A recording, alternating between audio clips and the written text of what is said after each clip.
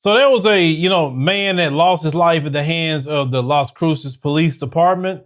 After he went into, it's a convenience store, he was accused of stealing a beer. Now, this man actually is I think his parents is Nigerian, just based on what I'm seeing here. But let's go ahead and roll that.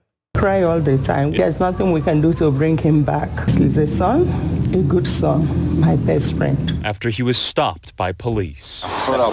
On August 2nd, 2022, police were called to a Chevron gas station in Las Cruces after a store clerk accused a man of stealing a beer. I don't want you reaching for anything, man. I'm not reaching for anything. Okay, step out. The man stopped as Presley Eze. A few moments later, after police get him out of the vehicle, Eze and one of the officers fall to the ground. Stop it.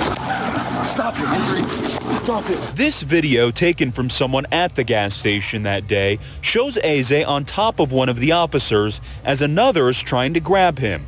According to a criminal complaint, Eze was trying to grab one of the officers' tasers. But then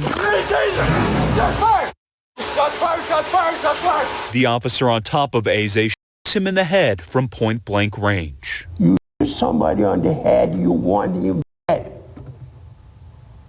So he came out that day to kill my son. A year and 2 months later, we determined that criminal charges were justified in this context. New Mexico Attorney General Raul Torres has charged the officer who shot Eze. Officer Brad Lunsford of the Las Cruces Police Department was taken into custody by special agents of the New Mexico Attorney General's office. Lunsford has been charged with voluntary manslaughter. Well, we've been asking for this since my son was killed. But who is Officer Lunsford?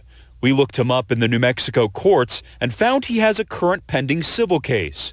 Court documents show Lunsford was working police overtime at a Walmart when he arrested a man in 2020.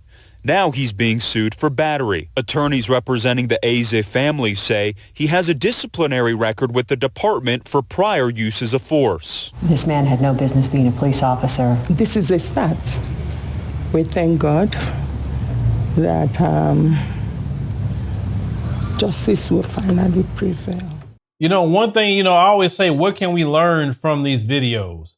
And I will always say this, even Neely Fuller had taught us all this. When the police approach you and you dealing with them, you are a prisoner of war. So act like it at the time period. All that fighting with them. And I know you may say, I see videos of white people. They fight with them. They sure do. I've seen those videos. But let's call it what it is. We live in a, authoritarian regime when it comes to us as black people. White people is a rule for them and it's a rule for black people. It's just that simple. It's an unwritten rule. Okay.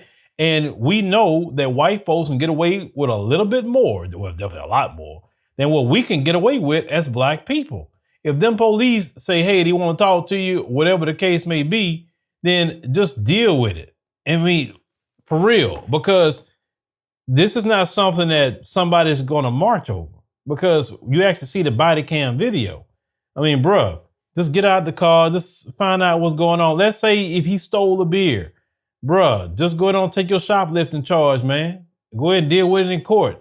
It doesn't warrant you fighting with them like that, and then they pull out their gun. But then the cop is stupid too. Let me tell you why the cop is stupid. This guy is on top of your partner. You're fighting. You could have shot your partner in the head too. Because what if the moment you pull that trigger, the dude moved and then you would have shot your partner right in the freaking head and killed him instead? You know what I'm saying? Why you didn't pull out your stick, your taser? You could have got off of him and pulled out the stick. You could have tased him. There's a lot of things you could have done. Because trust me, you would have got that stick and popped him upside his head with that stick. Oh, he would have stopped. Oh, trust me, he would have stopped. You pop him right on that ear section right there. He would have stopped. A good swing with that stick. But you know good and well there's supposed to be steps to lethal force. And in that moment, the guy didn't have a weapon. He didn't have anything. It was two of y'all. And that's why you're getting charged. Because of that reason. Because you could have easily stepped back and assess the situation and say what I'm going to do. I mean, but and the guy wasn't even a big guy at that. Like, how you let this one guy, as small as he is, fight with both of y'all? Like, really? Like, come on now.